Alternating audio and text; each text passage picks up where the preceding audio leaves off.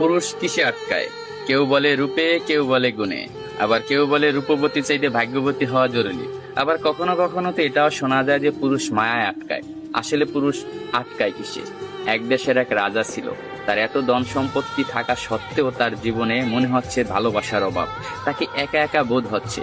তাই সে আর এক দেশের এক রাজকন্যাকে বিয়ে করে আনলো। বিয়ে করে আনার পরও তার মনে হচ্ছে তার জীবনে ভালোবাসার অভাব। সে আরো একটা বিয়ে করলো, কিন্তু তারপরও তার মনে হচ্ছে জীবনে ভালোবাসার অভাব।